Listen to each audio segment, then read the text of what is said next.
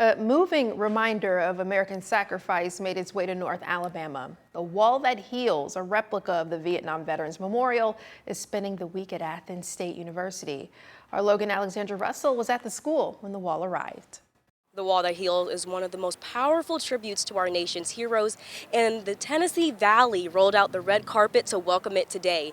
A motorcade escorted the monument from the Elk River boat launch to Athens State University, where it will sit for the rest of the week. The Wall That Heals is a 3/4 scale replica of the Vietnam Veterans Memorial in Washington, D.C. It travels the country for communities to experience. Today, it sits at Beasley Field at Athens State University. The wall, along with a mobile education center, will be open to visitors 24 hours a day starting this Thursday. Community members welcomed the trailer with flags and cheering.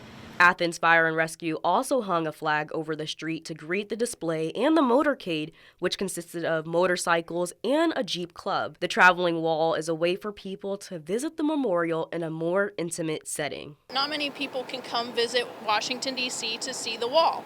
The whole purpose of seeing Vietnam veterans, buddies, family, friends on the wall, to see those that we lost during that time. The opening ceremony is set for Thursday morning at 8:30. Other public ceremonies include a PTSD awareness ceremony on Friday evening and the closing ceremony on Sunday afternoon. The monument will close to the public at 2 p.m. on Sunday. In Athens, Logan Alexandra Russell, Fox 54 News. And we have some video we're going to pull up of weather from early. Now, the Tennessee Valley's certified most accurate forecast from the Fox 54 Weather Impact Team. There we go. That's the video I was talking about. I'm glad we were able to pull it up. But yes, this was outside of our station on Memorial Parkway here in Huntsville.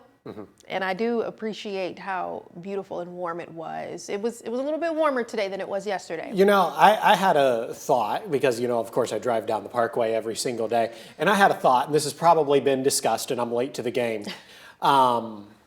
This is a very interesting part of the Parkway.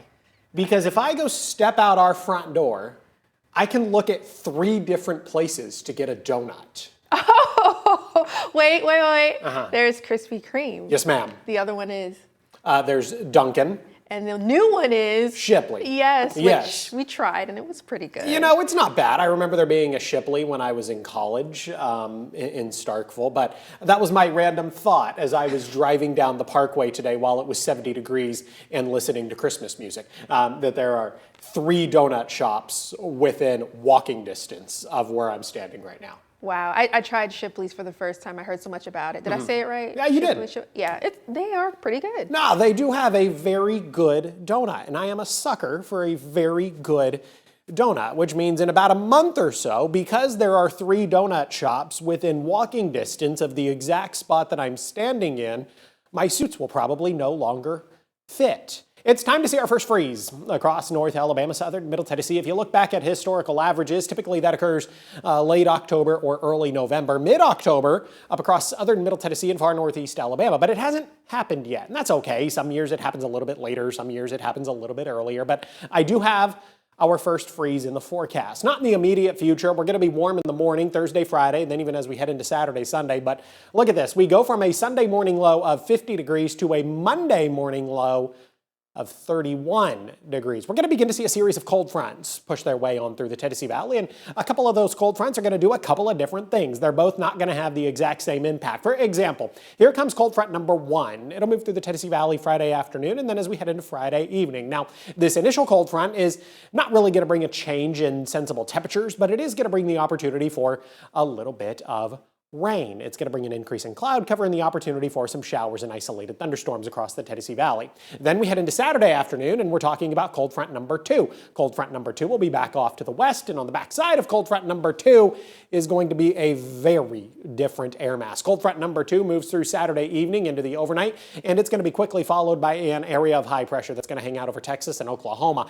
The location of that area of high pressure is really important because the rotation around that high pressure is going to be such that our winds have a very strong northerly component to them, which is definitely going to usher in the coolest air we have seen so far this season.